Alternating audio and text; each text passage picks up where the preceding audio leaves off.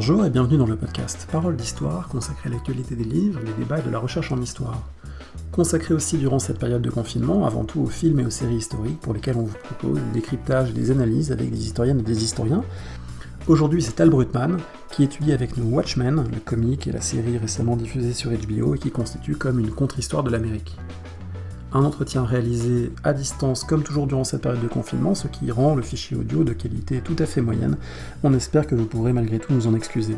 Vous retrouvez toutes les informations sur le podcast ainsi que les autres épisodes consacrés à des films et des séries historiques et les épisodes plus classiques sur le site paroledhistoire.fr, également sur les réseaux sociaux, Twitter, Instagram, Facebook et aussi sur YouTube. Vendredi, nous partons pour la Jamaïque des années 1830 puisqu'on parlera de l'esclavage à travers la série de Lang Song avec Fanny Maleg et David Chenu. D'ici là, très bonne écoute. Bonjour Tal Brutman. Bonjour. Vous êtes historien, spécialiste de la Shoah. Vous avez aussi travaillé, notamment à travers la série graphique Maus sur l'univers de la BD et du comic. Et c'est un petit peu à l'intersection de ces questions qu'on va discuter aujourd'hui, puisqu'il va être question de Watchmen. Watchmen, qui est à la fois un comic, un livre publié aux États-Unis en 1985-86, et puis qui est devenu une série télévisée après avoir été adaptée au cinéma. C'est une série télévisée qui a été diffusée récemment sur HBO en 2019, qui pose énormément de questions aux historiens que nous sommes, même si on n'est pas spécialistes tous les deux d'histoire américaine. Et on va essayer de s'y plonger pour réfléchir un petit peu à ce que ça peut dire de l'histoire, ce que ça peut dire comme histoire même alternative des États-Unis, ce que ça dit d'un certain nombre d'enjeux autour de la violence ou du maintien de l'ordre. Il y a énormément de choses à dire. C'est une série, un comic assez difficile à résumer, et on espère que cette discussion ne partira pas trop dans tous les sens.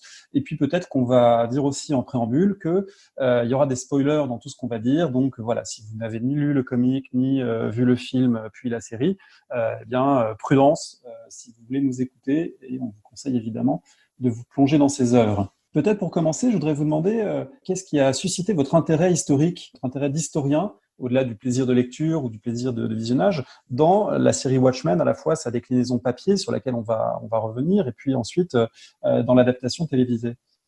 Il y a plusieurs axes en fait sur le pourquoi. D'abord parce que les Watchmen font partie en fait d'un tournant dans l'histoire de la bande dessinée au milieu des années 80 qui est très très important et qui est une forme d'entrée dans l'âge adulte de la bande dessinée, pas seulement américaine, mais là en l'occurrence on a affaire à quelque chose qui a été publié aux États-Unis, mais qu'on pourrait résumer assez simplement.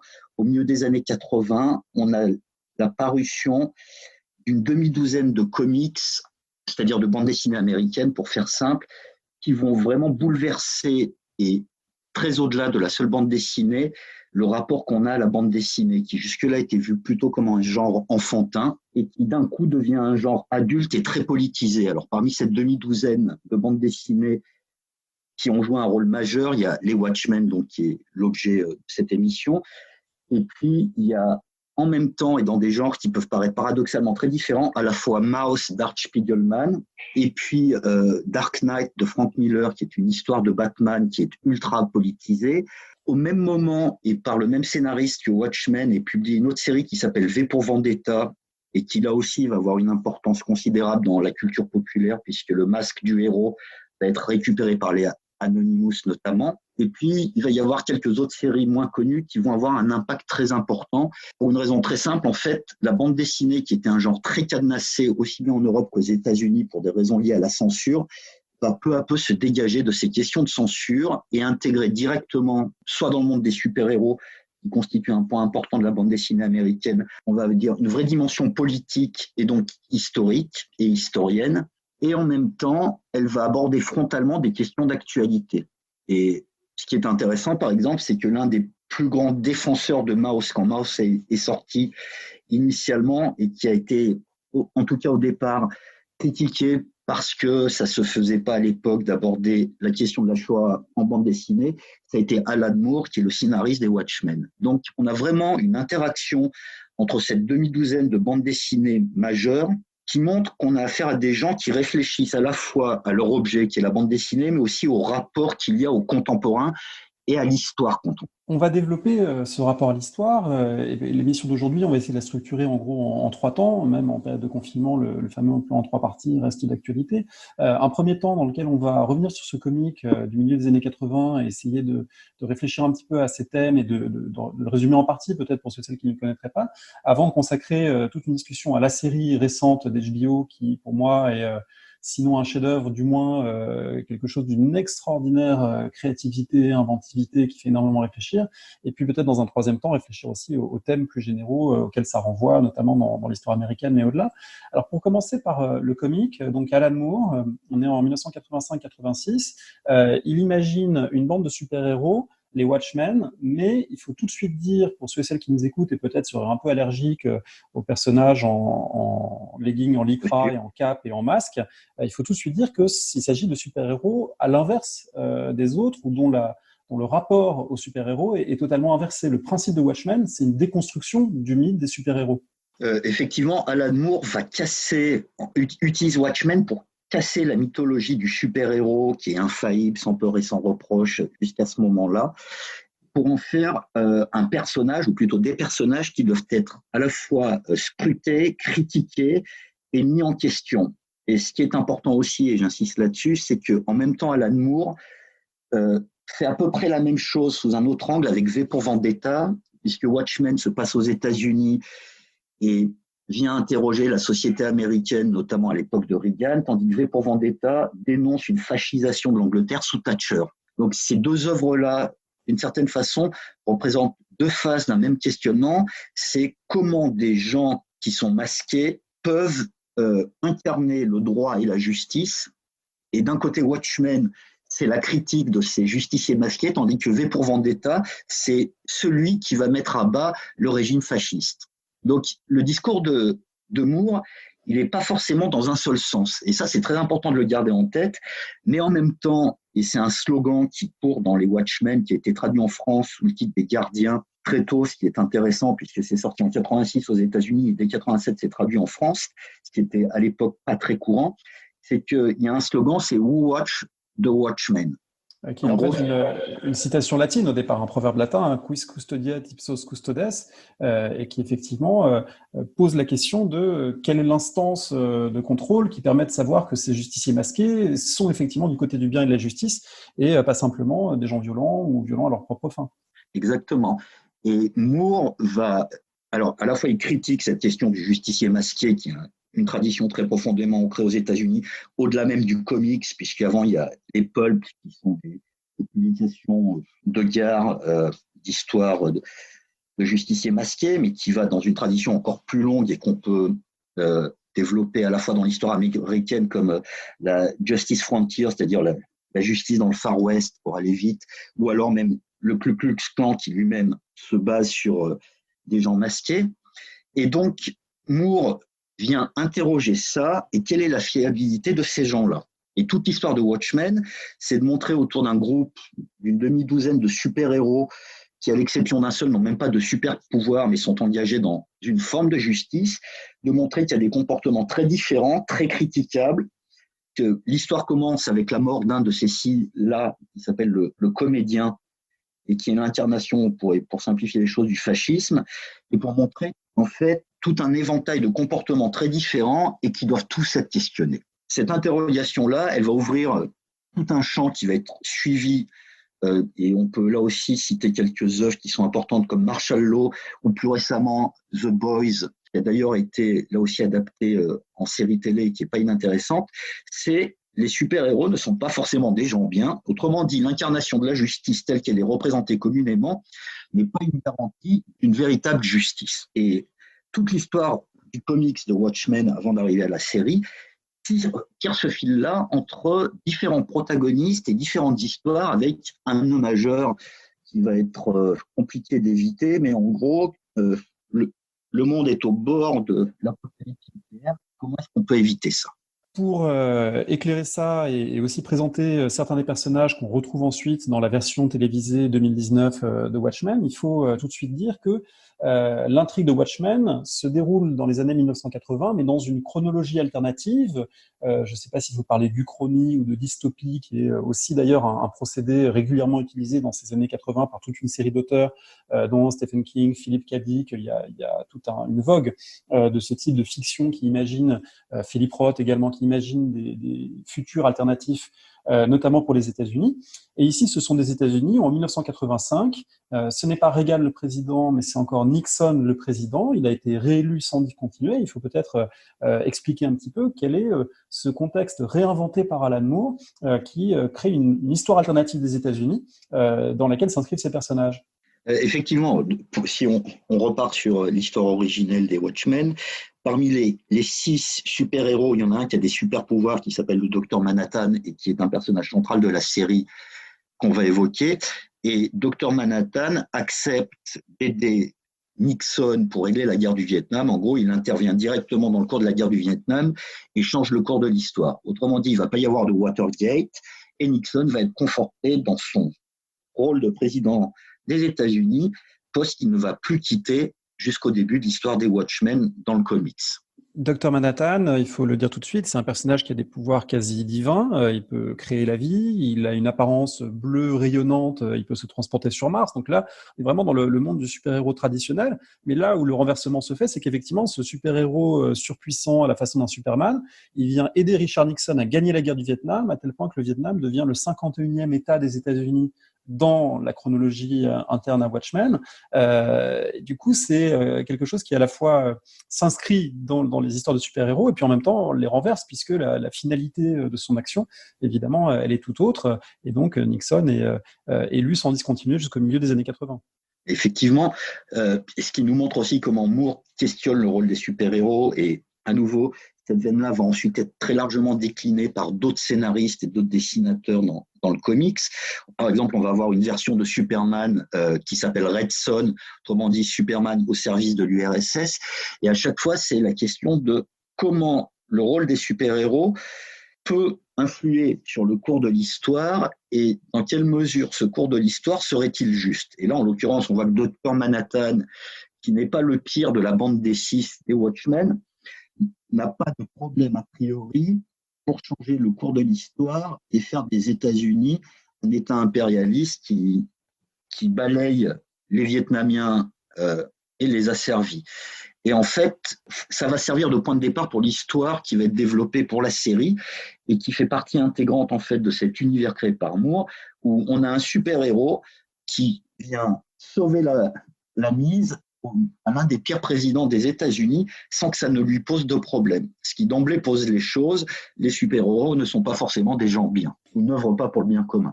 Le deuxième personnage clé qu'on retrouve ensuite dans l'adaptation télévisée de 2019, c'est l'un des antagonistes du Docteur Manhattan. Il est surnommé Ozymandias, tel le pharaon légendaire du poème de Byron, je crois, mais surtout il s'appelle Adrian Veidt. C'est lui qui est joué par Jeremy Irons dans la série. Et Adrian Veidt, lui, il a une action aussi sur le cours de l'histoire, une action même absolument décisive, puisque l'autre contexte de la série d'Alan Moore, c'est au milieu des années 80, la guerre froide. On est au moment où il y a eu la crise des euromissiles, où la peur de la guerre nucléaire est encore très présente. Et là, c'est un élément absolument clé du déroulement de la série. Alors, que fait cet autre super-héros, lui qui n'a pas de super-pouvoir, mais qui est très intelligent, qui est un homme, une sorte d'ingénieur surdoué. Comment est-ce que lui intervient dans le cours de l'histoire ? Alors là, pour le coup, on est dans le spoiler absolu à la fois en ce qui concerne la BD et la série, mais l'idée d'Ozymandias est de à nouveau changer le cours de l'histoire et pour éviter l'affrontement nucléaire, de faire croire une invasion extraterrestre en tuant quelques millions de personnes pour que toute la Terre s'unisse dans un effort mondial contre cet événement qu'on prêterait à une force extérieure qui en fait est une création d'Ozymandias, qui prend d'ailleurs, en parlant de cette fiction-là à l'heure actuelle on va dire, l'émergence de quelque chose d'extérieur qui unit la population mondiale contre elle, ça prend une résonance particulière à l'heure de la pandémie qu'on connaît. Ce qu'il fait, pour aller jusqu'au bout du spoiler, c'est qu'il il fait surgir, il téléporte en plein Manhattan une sorte de monstre à apparence de pieuvre génétiquement modifiée qui tue 3 millions de personnes. Et du coup, ça fait quelque chose de très ambigu, et le comic se conclut en partie sur cette ambiguïté qui est est-ce qu'il a fait le bien, c'est-à-dire empêcher les guerres nucléaires par l'irruption de ce danger commun, ou est-ce qu'il a avant tout fait le mal, c'est-à-dire tuer 3 millions de personnes pour éviter quelque chose qui n'aurait peut-être pas eu lieu. Et là, de nouveau, l'action salvatrice du super-héros, elle est évidemment mise en question de manière très forte. Évidemment, et c'est une question par rapport à ce qu'on appelle, par exemple, la réelle politique, c'est quels sont les choix à faire par rapport à une situation donnée. Et Ozymandias n'a pas de problème pour régler ce problème qui apparaît, à savoir le risque nucléaire, de tuer quelques millions de personnes afin de régler paradoxalement et parallèlement le même problème, en expliquant qu'il vaut mieux sacrifier une minorité pour sauver une majorité. Donc à nouveau, c'est comme Dr Manhattan, on a affaire à des super-héros qui essayent d'agir sur le cours des événements, tout en posant des questions sur les choix qu'ils réalisent. Alors, soit ce sont eux-mêmes qui s'interrogent sur leurs choix, et Moore l'aborde très largement et par différents angles en plus dans Watchmen, ou alors en amenant le lecteur à s'interroger sur la justesse et le rapport qu'ont ces super-héros à ce qui est juste ou pas. Il faut, pour compléter, dire que cette inquiétude de la guerre nucléaire, elle est liée à une sorte de dispositif qu'avaient mis au point des scientifiques américains durant la guerre froide, qu'on appelait la Doomsday Clock, c'est-à-dire l'horloge du jugement dernier.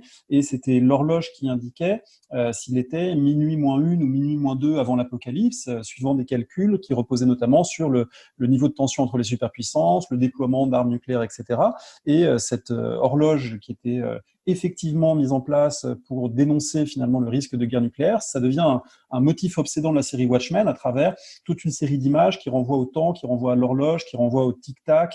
On retrouve ça aussi dans la série télévisée. Ce thème du temps qu'on pourrait arrêter, ou du coup fatidique de minuit qu'il faut empêcher de sonner, ça devient, sur le plan narratif cette fois, un procédé extrêmement puissant, à la fois du scénariste Alan Moore et puis ensuite de Damon Lindelof et des réalisateurs de Watchmen.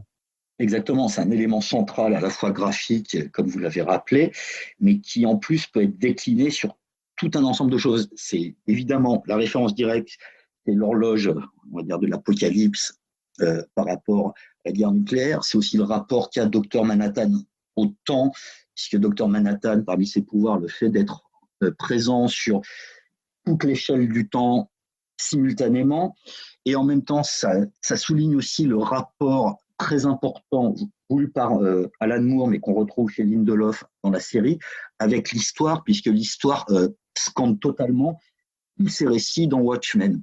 Donc le temps est quasiment l'élément central de ces histoires-là, aussi bien celle du comics que l'histoire qui est développée dans la série télévisée et qui joue un rôle central à la fois d'un point de vue mémoriel et d'un point de vue historique, puisqu'il y a une demi-douzaine d'événements historiques qui structurent toute cette narration. Ces événements historiques structurent donc la série de 2019 diffusée sur HBO. Je vous propose d'en écouter un petit extrait avant qu'on en discute ensemble. No, my parents died when I was little. Oh, an orphan. That makes sense. How so? Well, people who wear masks are driven by trauma. They're obsessed with justice because of some injustice they suffered, usually when they were kids. Ergo, the mask. It hides the pain. I wear the mask to protect myself. Right, from the pain. So, did nuns murder your parents? Or were you raised by nuns after your parents were murdered? No judgment. I used to dress up and fight bad guys too. Oh, really? And what was your trauma? L'auteur de cette série, c'est Damon Lindelof, l'auteur principal. C'est l'un des créateurs de Lost, le créateur des Leftovers, qui sont des séries elles-mêmes importante et presque culte aux États-Unis et au-delà. C'est quelqu'un qui est extrêmement réflexif sur son travail. Je conseille notamment une interview qu'il a donnée à Rolling Stone. Je mettrai le lien sur le site Parole d'Histoire parce que on voit à quel point c'est quelqu'un qui s'interroge à chaque étape sur ce qu'il fait et comment il le fait. Et cette réflexivité, c'est sans doute ce qui l'a conduit à ne pas tenter une adaptation littérale pure et simple de Watchmen, reproduisant le schéma des années 80 et de cette uchronie très particulière d'Alan Moore, mais à reprendre cet univers et en faire une transposition contemporaine. Alors, est-ce que vous pouvez essayer de brosser le tableau de cette adaptation et de la manière dont il a procédé pour décaler cet univers tout en y restant fidèle? Lindelof place le récit de la série 30 ans après le récit initial des Watchmen, en faisant disparaître a priori, et on découvre petit à petit qu'une partie d'entre eux sont toujours là, les Watchmen, et en portant la focale ailleurs, en fait, dans un trou perdu des États-Unis, à savoir Tulsa, dans l'Oklahoma, mais dans un lieu qui a une histoire très particulière, et on va y revenir, et en s'intéressant à des agents de police qui ont une particularité qui va être expliquée tout au fil des 9 épisodes de la série, c'est que ces agents de police sont contraints d'être masqués tout simplement parce qu'ils sont devenus une cible d'une milice d'extrême droite qui essaie de liquider les policiers pour une raison très simple. Désormais, le pouvoir n'est plus aux mains de Richard Nixon, mais d'un nouveau président, en l'occurrence Robert Redford. Et ce nouveau président est un démocrate acharné qui veut, en fait, de force, contraindre l'égalité entre tous les citoyens américains. En l'occurrence ici, on aborde frontalement la question de la négrophobie aux États-Unis, de la longue histoire de ce que certains appellent, entre guillemets, la question noire. Ce président Robert Redford, donc l'acteur qui est utilisé ici de manière fictionnelle pour dire qu'il est président, il est même allé jusqu'à créer ce que les gens dans la série appellent les Redfordations, c'est-à-dire des réparations de Redford, en gros une compensation financière pour des gens dont les ancêtres ont perdu la vie au cours de massacres ou de lynchages racialement motivés auparavant. Et ça, c'est insupportable à toute une série de suprémacistes blancs qui, pour beaucoup, vivent dans ce que la série appelle des Nixonville. C'est comme des bidonvilles où s'entassent des caravanes de gens déçus que Nixon ne soit plus au pouvoir. Donc là, on a de nouveau le même procédé d'une histoire alternative, mais adaptée aux enjeux très contemporains de l'Amérique des années 2010-2020.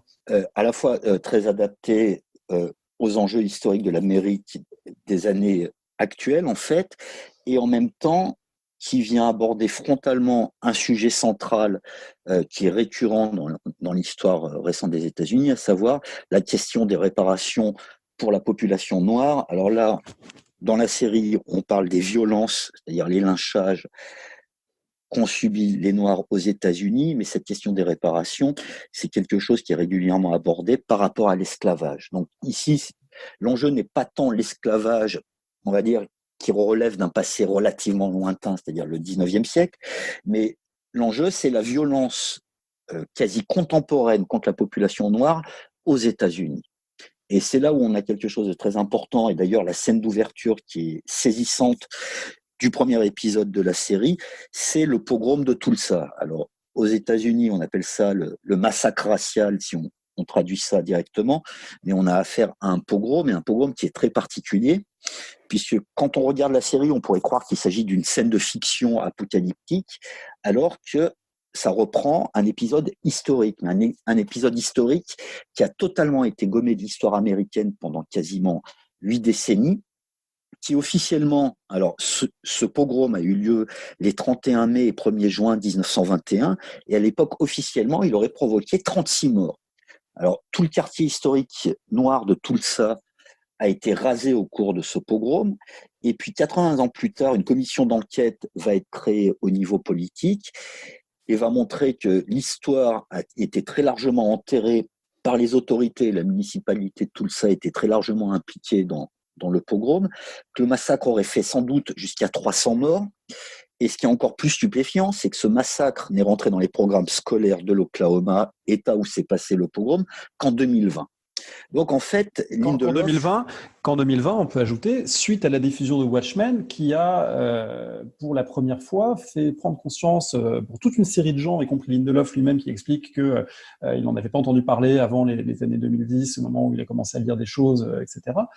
Toute une série de gens ont découvert cet événement à travers Watchmen. Moi, j'en fais partie, peut-être vous également, beaucoup de gens aux États-Unis également, et du coup, ça rentre dans les programmes scolaires parce qu'une série s'en est emparée, ce qui est tout à fait stupéfiant. Exactement. Et ce qui montre aussi comment cette culture populaire, aussi bien le comics que les séries, en l'occurrence ici Watchmen, joue un rôle très important, enfin peut jouer un rôle très important d'un point de vue de connaissance historique. Et ce qui est intéressant quand on s'intéresse au massacre de Tulsa, c'est que les sources disponibles, les sources contemporaines en 1921 à propos du massacre sont rarissimes. Autrement dit, on a un événement qui se produit dans un des États les plus modernes dans les années 20, au vu et au su de tout le monde, et qui est très peu documenté.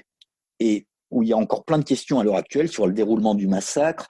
Par exemple, certains témoins, et pas forcément des rescapés, mais des témoins, expliquent que des avions ont été utilisés, ce qui est mis en scène dans la série, alors que d'autres sources disent qu'il n'y avait pas d'avion. Et ce qui est intéressant pour un historien, c'est de s'interroger sur comment un événement de cette ampleur, puisqu'il a quand même eu une ampleur considérable, a pu générer aussi peu de témoignages et de sources. Et ce qui est intéressant, c'est que la série vient aborder frontalement ce sujet, le met sur le devant de la scène, le porte à la connaissance d'un grand nombre et contraint des autorités qui jusque-là avaient évité ou mis sous le boisseau le sujet, contraignent en fait à s'emparer de ce sujet publiquement. Et on peut là aussi faire un parallèle avec une autre série, à savoir Holocaust, qui est diffusée à la fin des années 70 et qui va jouer un rôle majeur dans la prise de conscience des opinions occidentales, pas seulement aux États-Unis, sur ce qu'a été la Shoah. Je complète en disant que ça va jusqu'à aujourd'hui déclencher des fouilles pour trouver des fosses communes, des charniers de l'époque de ce massacre de 1921. Autrement dit, il y a même une démarche archéologique qui a été suscitée par ce regain d'intérêt que Watchmen a accompagné. Oui, et puis surtout, c'est que, et à nouveau, il faut avoir vu cette ouverture, on a affaire à un événement qui est hallucinant en termes de violence, comme tout pogrom, mais qui se déroule dans une grande ville des États-Unis. Alors, une grande ville qui a une histoire très particulière et sur laquelle on va sans doute revenir, mais ça se déroule pendant 2 jours dans une grande ville. On a quelques photographies, quelques témoignages, et en fait, 8 décennies, enfin aujourd'hui un peu plus, un siècle plus tard, on est contraint à recourir à de l'archéologie pour essayer d'établir des faits au plus près du déroulement de l'événement. Ce qui montre aussi que en histoire contemporaine, contrairement à ce qu'on peut parfois se représenter comme une règle générale, la documentation n'est pas forcément ultra abondante sur tous les événements. Et le pogrom de Tulsa se déroule en pleine époque contemporaine, dans un pays où la presse est alors libre, n'est pas contrôlée, où on a des dizaines de milliers de personnes qui sont témoins de l'événement, et pourtant cet événement est très très mal connu, et pas uniquement de la volonté, on va dire, du politique, mais du fait qu'il n'y a quasiment pas d'informations à son sujet. Cet événement, on va faire un petit peu d'histoire des États-Unis pour le recontextualiser, puisqu'il me semble qu'il est à l'intersection de plusieurs contextes importants, à la fois celui de moyenne durée des violences contre les Noirs, celui de la courte durée des lendemains de la Première Guerre mondiale, et puis celui du contexte spatial particulier qu'est l'Oklahoma.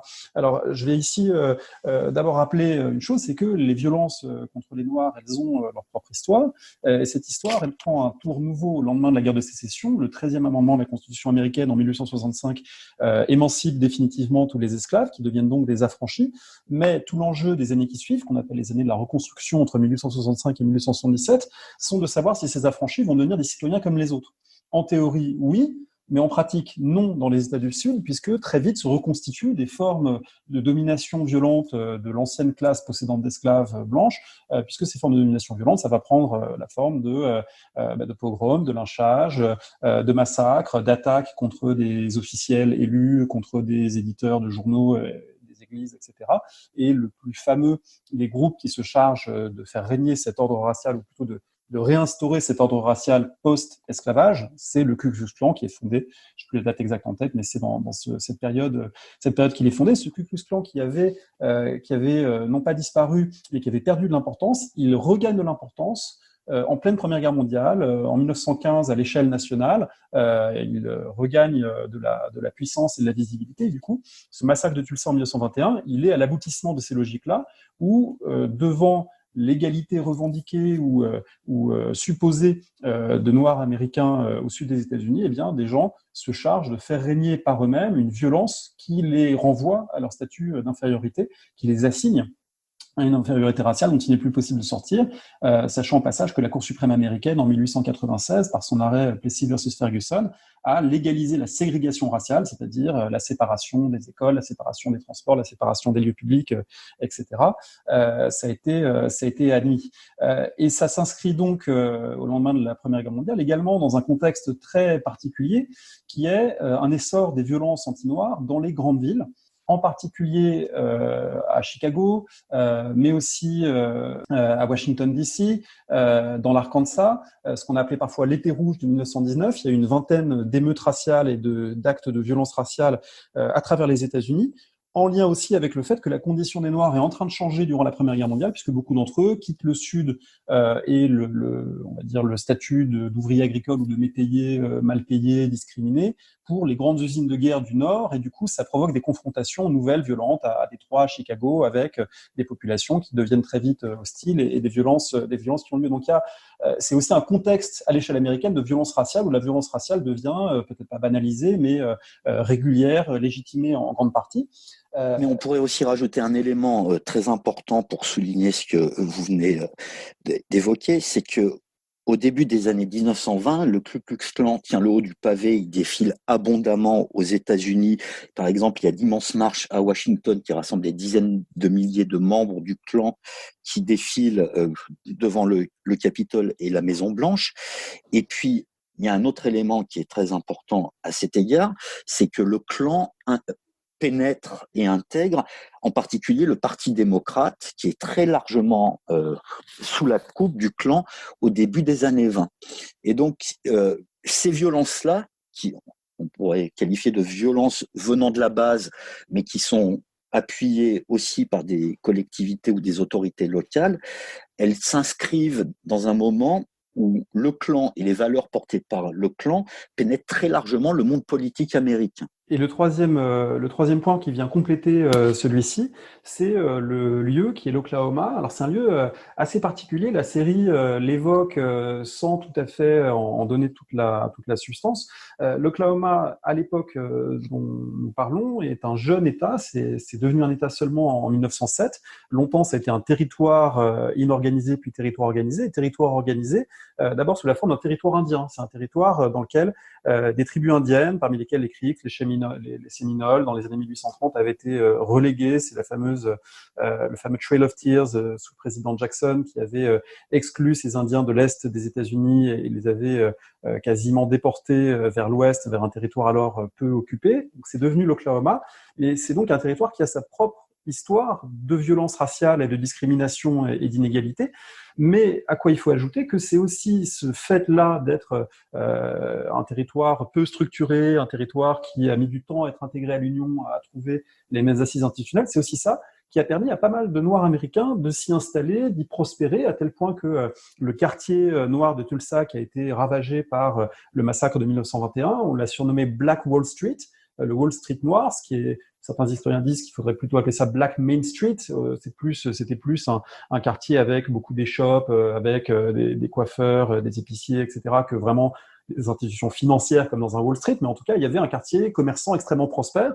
Et pourquoi ce quartier prospère? Parce que finalement, en Oklahoma, il y avait davantage de possibilités pour des Noirs de s'installer que dans le nord industriel ou dans le sud ex-esclavagiste. Finalement, ces territoires de l'ouest ou du Midwest, ils étaient aussi des lieux où on avait des possibilités d'émancipation, d'ascension sociale, à tel point qu'il y a un homme politique noir américain, Edwin McCabe, qui, dans les années 1880-90, fait toute une série de propositions pour faire de l'Oklahoma un État noir, le premier État noir des États-Unis. Alors ça n'a pas donné suite, mais il y a des villes entièrement noires qui ont été fondées, également Langston University, une des premières universités noires qui ont été fondées à travers son action. Donc ça veut dire que le choix de la série de Tulsa, c'est pas simplement ce massacre de Tulsa 1921, ce massacre lui-même n'est pas tout à fait par hasard, c'est sans doute aussi parce que c'est l'un des endroits où les Noirs américains avaient les marges de liberté et surtout les marges, peut-être que liberté c'est un mot trop abstrait, mais les marges de possibilités sociales et d'ascension économique et sociale les plus fortes à l'époque par rapport au Vieux Sud ou par rapport à Chicago ou à Détroit.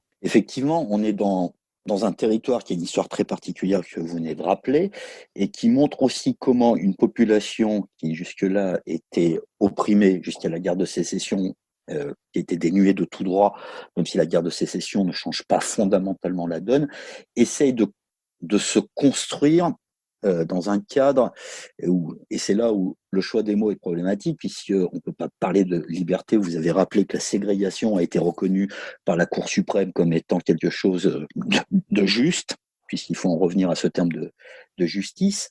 Mais comment une population qui est opprimée et ségrégée essaye de construire sa propre société avec tous les problèmes qui en découlent, et notamment les violences qui sont exercées par la majorité. Ce qui, d'une part, traite directement, évidemment, de la question des Noirs aux États-Unis, mais qui, en même temps, par effet de résonance, pose toute la question des discriminations contre les populations minoritaires, aussi bien en Europe que dans d'autres parties du monde.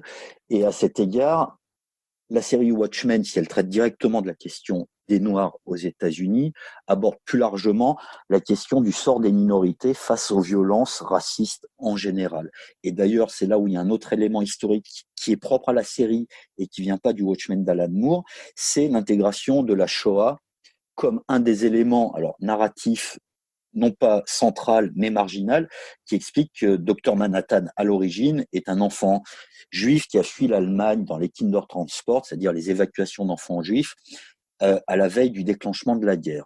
Et donc, on a toute une mise aussi en abîme de ces questions-là à travers ce point qui est évoqué relativement brièvement, mais qu'on retrouve dans toute une série tout un ensemble de séries actuelles, comme par exemple Hunters, qui a été diffusé là aussi récemment, et qui pose à la fois la question des Juifs aux États-Unis et en même temps de la question des Noirs aux États-Unis.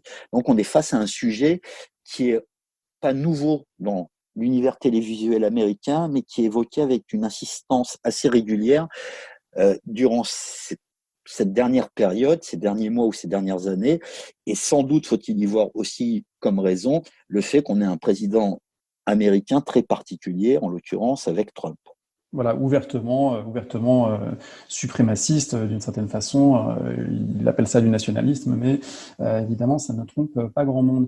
Il faut ajouter que ce massacre de Tulsa, ce massacre racial de 1921, n'est pas dans la série purement à titre illustratif ou à titre historico-décoratif. C'est ce qui enclenche la série, c'est le lieu de naissance métaphorique d'un personnage central. Il n'est pas né au cours de ce massacre, mais il est né d'une certaine façon, puisque c'est un enfant rescapé, un enfant de 5 ou 6 ans qui est sauvé par ses parents, emmené loin de ce massacre, dans un mythe d'origine qui n'est d'ailleurs pas sans rappeler celui d'autres personnages de comics, quelqu'un qui quitte un univers troublé pour être recueilli dans un nouvel univers. C'est aussi l'histoire d'origine de Superman. Et d'une certaine façon, c'est comme ça que la série va embrayer ensuite son arc narratif, c'est en partant d'un personnage rescapé de ce massacre et en faisant un protagoniste principal. Et puis, je ne sais pas s'il faut révéler les liens de parenté et les liens humains, mais ils sont assez vite clairs avec les autres personnages, mais c'est autour de lui que toute l'intrigue ensuite va se nouer. Mais le personnage central, qui est une femme noire, en fait, est la petite fille de ce rescapé, et ça, on le découvre petit à petit, mais là, de toute façon, on a déjà très largement spoilé la série et le comics, et effectivement, le pogrom sert de point de départ à toute l'histoire, et toute l'histoire est ancrée dans ce pogrom, et ensuite, dans toute la question du rapport de la majorité blanche à la minorité noire aux États-Unis à travers l'exemple de Tulsa et plus largement de l'Oklahoma. Et en fait, on voit à travers l'exemple de celui qui va devenir la justice masquée, si on traduit Hooded Justice, qui est son nom de super-héros, et qui là aussi quelque chose de très intéressant, puisqu'on découvre pourquoi ce super-héros est masqué. En fait, c'est tout simplement parce qu'il a échappé à un lynchage. Autrement dit, il porte les stigmates qui lui ont été infligés par des lyncheurs, autrement dit le clan.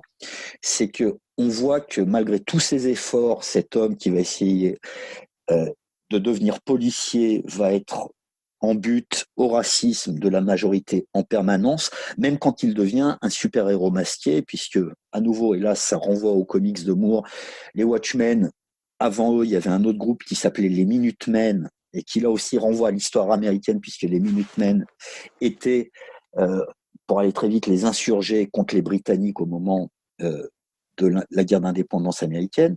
Ces Minutemen sont montrés comme étant ultra racistes dans la série. Donc on a affaire à 2 générations de super-héros noirs, Hooded Justice et ce personnage central qu'on pourra évoquer dans quelques minutes, qui sont en permanence en but au racisme, à une différence près, c'est que l'héroïne de la série pense qu'elle n'est pas en but au racisme, puisqu'elle sert au sein d'une police qui, a priori, est une police au service du projet politique de Robert Redford, c'est-à-dire l'égalité totale des droits, mais on découvre qu'en fait, cette police est très largement noyautée par le clan et qu'elle ne sert pas à grand-chose in fine, sinon à permettre à cette fameuse milice suprémaciste de peu à peu prendre le pouvoir dans l'ombre.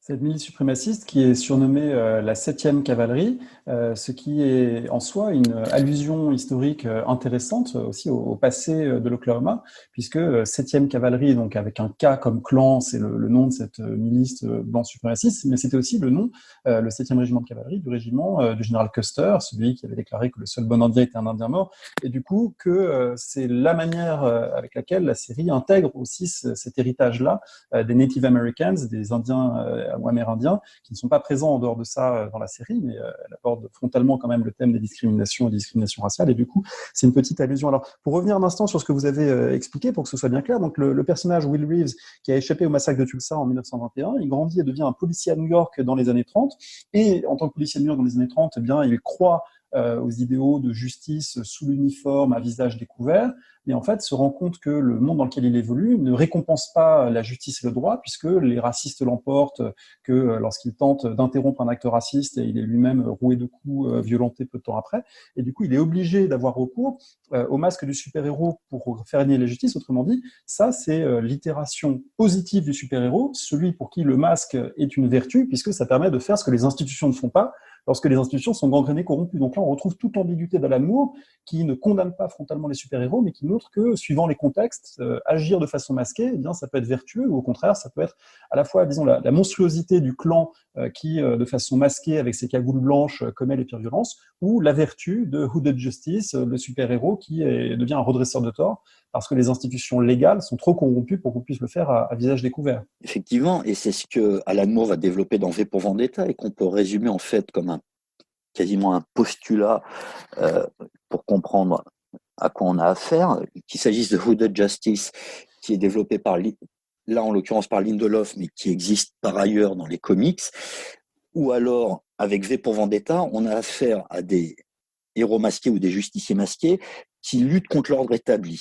Donc, eux essaient d'abattre des cloisons qui pèsent sur la société ou sur certaines catégories de la société. Alors que les Watchmen eux-mêmes s'avèrent être au service du pouvoir, en tout cas 2 d'entre eux, le comédien qui est, je le rappelle, l'incarnation vraiment du super-héros fasciste, ou alors Dr Manhattan qui est beaucoup plus emblématique et difficile à cerner, mais qui a servi Nixon et permet aux États-Unis de faire du Vietnam le 51e État. Donc il y a toujours ce déplacement, on pourrait dire, de la focale. C'est soit on lutte contre le pouvoir et il deviendrait légitime d'être masqué et d'agir en dehors du cadre légal, soit on est au service du pouvoir et d'un coup, ces justiciers masqués deviennent corrompus par le pouvoir. Deux compléments peut-être pour évoquer les arrière-plans à tout cela. Le premier, c'est le tout début de la séquence d'ouverture du premier épisode de Watchmen. On l'a dit, cette séquence, c'est le massacre, le pogrom de Tulsa en 1921. Mais juste avant que ce pogrom se déclenche, le petit garçon qui va devenir le héros et le rescapé est au cinéma muet et regarde les aventures d'un justicier masqué lui aussi. Et ce justicier est un personnage réel, dont j'ai aussi appris l'existence grâce à la série, c'est Bass Reeves. Et Bass Reeves était un adjoint US Marshal, autrement dit, c'est le service qui se charge d'aller rechercher les criminels en fuite. Et c'était le premier marshal noir dans l'ouest des États-Unis. Il parlait les langues indiennes, c'est un ancien esclave affranchi, et il a été effectivement, au début, quand on voit la série, on pense que c'est purement fictionnel, mais c'est quelqu'un qui a réellement existé. Et il a donc à son actif des milliers d'arrestations comme adjoint US Marshal, et donc il est le modèle en quelque sorte auquel ce personnage ensuite va essayer de se conformer pour faire régner à sa façon la justice. Ça, c'est le premier point. Le deuxième point peut-être, c'est de revenir sur ce moment dans les années 1930 où Will Reeves va devenir Hooded Justice dans l'épisode 6 de la série, qui est vraiment un sommet visuel et narratif assez exceptionnel. Et donc dans cet épisode, on est à New York dans les années 30, et là, le créateur Damon Lindelof va rajouter des allusions à la Shoah, puisqu'il est question des nazis américains. On voit un homme lancer un cocktail Molotov dans un délicatessen juif. C'est quelque chose qui est présent, et peut-être qu'il faut rappeler, pour ceux qui nous écoutent, que le nazisme aux États-Unis a été tout comme en Angleterre avec Mosley, il y a eu des nazis américains, et ce type de scène est plausible dans le New York des années 30. Il est plus que plausible, et c'est à nouveau là aussi où c'est intéressant de voir que Hunters, l'autre série qui est sortie quasiment au même moment, aborde frontalement cette question de l'antisémitisme et de sa réalité aux États-Unis, mais avec ce que montre Watchmen avec ses attaques à New York, ça permet aussi de rappeler un épisode qui a très largement été évacué et que Trump, d'une certaine façon, a à nouveau mis au premier plan. C'est qu'à la fin des années 30, le mouvement dominant aux États-Unis est incarné notamment par l'aviateur Lindbergh et son mouvement America's First, et qui est, on va dire, hésite entre un rapprochement avec le Troisième Reich ou alors une position de non-intervention dans le cours de la guerre qui est en train de se dessiner. Et c'est d'ailleurs ce qui va prédominer aux États-Unis jusqu'à Pearl Harbor. Et puis, non seulement il y a ce mouvement-là très fort de Lindbergh, mais en plus il y a un mouvement nazi américain qui est très puissant, en particulier à New York, avec, on peut évoquer une anecdote, mais qui permet de souligner plein de choses, c'est qu'en mars 1941, deux auteurs de comics, Joe Simon et Jack Kirby, vont créer un super-héros qui s'appelle Captain America. Et le premier numéro, la couverture de ce Captain America, on voit ce nouveau super-héros qui porte l'emblème américain mettre un coup de poing à Adolf Hitler. Or, en mars 41, on a là une expression ultra minoritaire pour des Américains, ce qui ne va pas être sans conséquence pour les auteurs, puisqu'ils vont être menacés de mort par les nazis américains et être mis sous protection policière par Fiorello della Guardia, qui est le maire de New York. Mais pour une raison très simple, ces deux auteurs, Kirby et Simon, en fait, Kirby, son vrai nom, c'est Kurtzberg, ce sont deux artistes juifs qui, en tant que fils d'immigrés, pensent que les valeurs américaines, c'est la défense de la démocratie. Or, là, ils évoquent un vœu pieux qui est loin d'être majoritaire à la fin des années 30 ou au début des années 40. Et les violences antisémites à New York, et c'est là où c'est à nouveau intéressant de s'interroger là-dessus, sont fréquentes à la fin des années 30. Et donc, ce cadre-là, Watchmen le rappelle. Et c'est pour ça que j'insiste aussi sur l'autre série, Hunters, qui est sans doute moins bonne, on pourrait dire d'un point de vue artistique ou scénaristique, mais qui aborde ces mêmes questions. C'est que les États-Unis se drape comme étant la plus grande démocratie du monde, se drape d'avoir mis fin à la Shoah, ce qui historiquement est correct, puisqu'ils ont permis la victoire finale contre le Troisième Reich, mais en même temps évacue tout un ensemble de questions, à la fois liées à la négrophobie ou à l'antisémitisme, qui sont des vrais sujets concernant l'histoire américaine propre, et tant la ségrégation que l'antisémitisme ont prévalu jusqu'aux années 60. Et les Juifs ont très largement été exclus, d'une façon évidemment beaucoup moins forte que les Noirs, de la société américaine, puisque, à nouveau, si on prend qu'un seul exemple, il était fréquent de trouver des hôtels qui refusaient toute clientèle qui n'était pas chrétienne. Autrement dit, les Juifs et les Noirs, d'un point de vue racial, étaient exclus de la fréquentation de ces établissements. Et toute cette réalité historique-là a très largement été gommée depuis la fin des années 60 dans les représentations concernant les États-Unis. Et Watchmen les remet au centre, puisqu'elles sont évoquées frontalement et abordées pour ce qu'elles sont, des vrais marqueurs de l'histoire américaine, puisque les États-Unis se sont construits aussi sur un racisme très important contre les Noirs, sur de l'antisémitisme et aussi sur d'autres formes de racisme qui sont pour le coup moins évoquées ici, à savoir notamment les politiques contre les Japonais et les Chinois, par exemple, ou plus largement contre les Asiatiques qui étaient quasiment interdits d'entrée aux États-Unis à la fin du 19e siècle. Et donc, toute cette histoire-là qui a longtemps été oubliée ou occultée rejaillit aujourd'hui. Alors, il faut dire que sur ce dernier point, la série Watchmen n'est pas une série, on va dire, de mon point de vue en tout cas, jusqu'au bout, qui tient toutes ses promesses, dans la mesure où les derniers épisodes font un petit peu passer au second plan l'intrigue historico-politique et le surnaturel prend un peu le dessus, à tel point que les personnages de suprémacistes blancs inquiétants du départ deviennent finalement presque des pantins dérisoires à la fin. Et c'est d'ailleurs une femme asiatique qui devient le vrai danger, la vraie menace. Non sans certaines ambiguïtés peut-être, on pourrait s'interroger là-dessus, puisque c'est c'est une femme originaire du Vietnam qui est montrée comme étant finalement assoiffée de pouvoir et dangereuse et l'antagoniste principal à la fin de la série. C'est quelque chose qui pourrait être questionné. Ça n'enlève rien à la force des premiers épisodes et puis de l'arc narratif en général. Cette force, elle tient aussi, à mon sens, à une capacité à saisir d'autres enjeux que ceux simplement de l'histoire, mais aussi des enjeux très contemporains de la société américaine, qui ont leur propre temporalité, bien sûr, c'est ce qui s'inscrit dans l'histoire,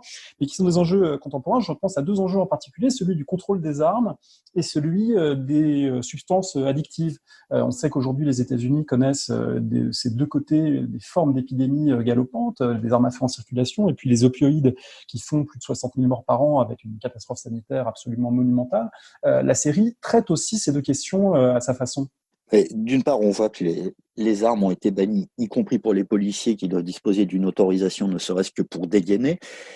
Donc là, on aborde à nouveau un sujet qui est un sujet qui ne disparaît jamais de l'actualité américaine, à savoir le droit de porter des armes. Et on se réinscrit à nouveau dans la question de la frontière, puisque c'est un héritage de la conquête de l'Ouest et du droit à la justice personnelle, donc qui est vraiment, on pourrait dire, une des bases du genre du super-héros, puisque chaque Américain a, selon le droit américain, le droit de se défendre si sa vie est en danger.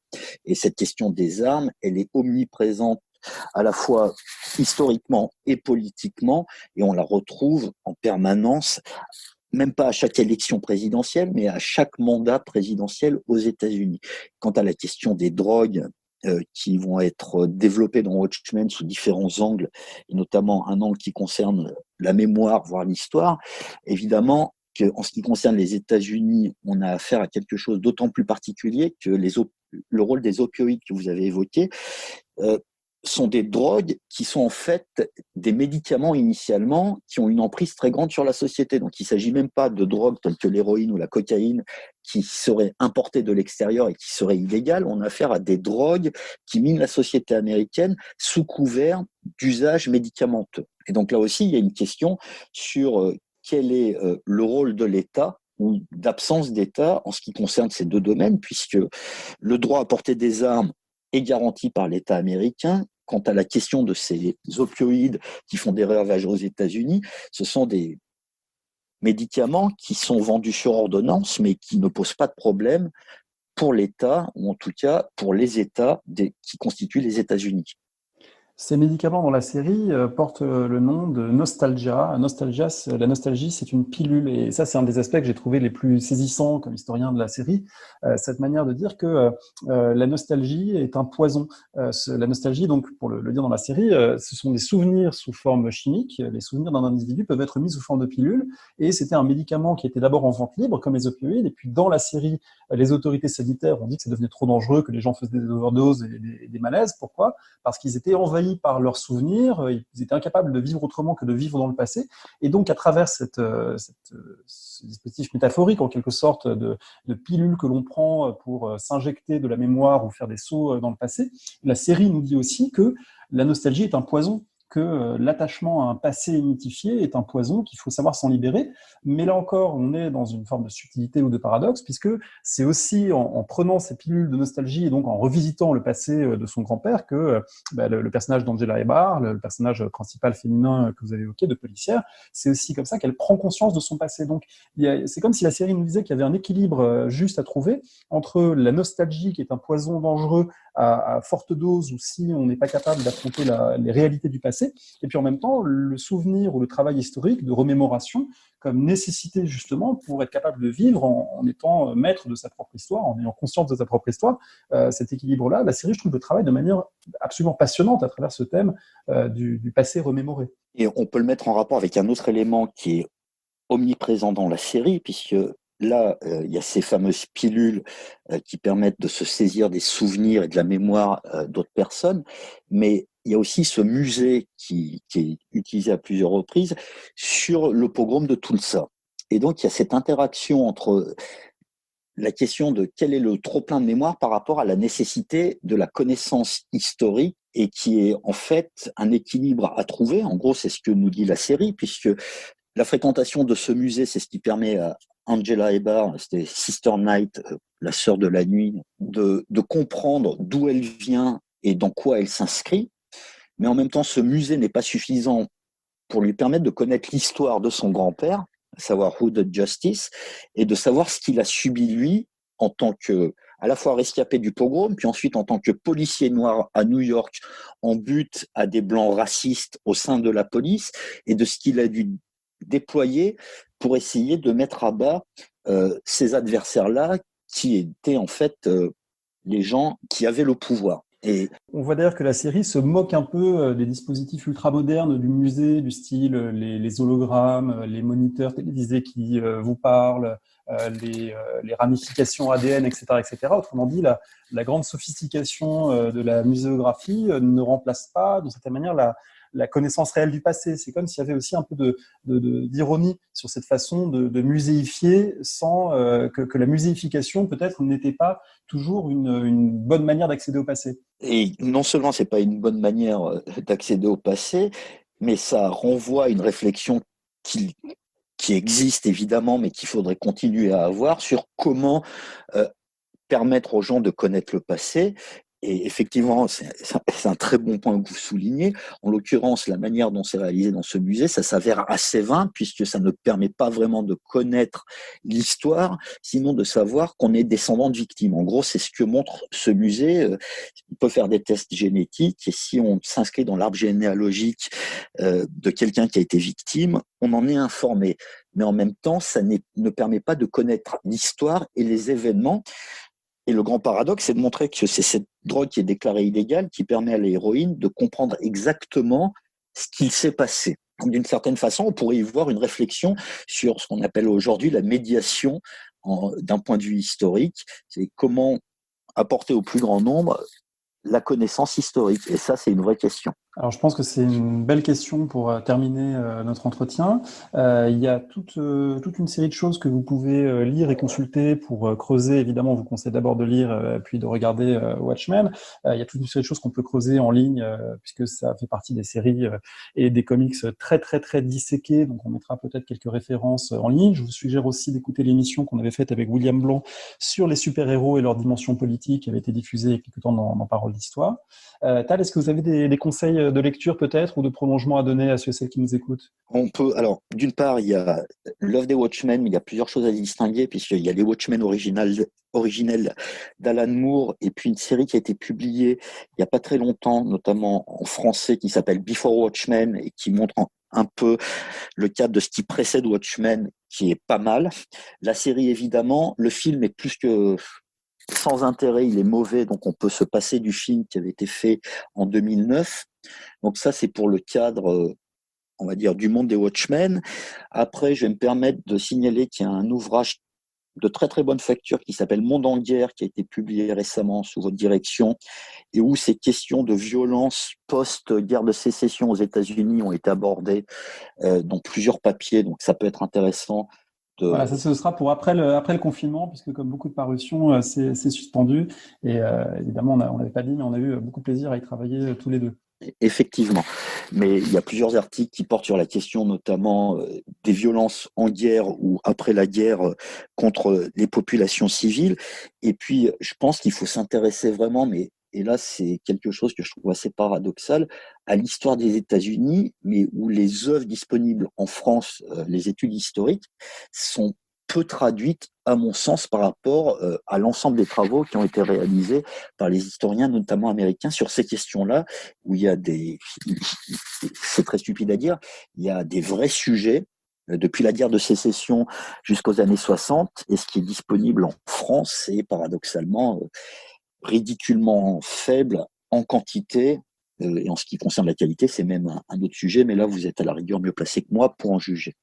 Alors, on mettra quand même quelques liens et conseils de lecture en ligne. Il y a notamment le livre de Caroline Roland-Diamond, paru à la Découverte récemment, qui donne quand même de belles perspectives. On mettra tout ça, et puis on vous remercie pour votre écoute, et on vous suggère une belle découverte si vous ne connaissez pas encore ces œuvres complémentaires Watchmen comics et Watchmen série. Merci beaucoup, Tad Brutman. Merci à vous.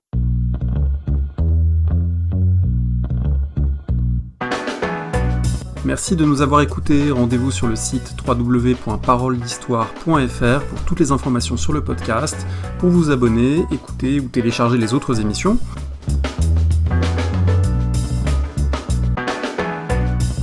La discussion se poursuit aussi en ligne, notamment sur Twitter. Vous pouvez poser des questions @paroledist, et à bientôt pour un prochain épisode.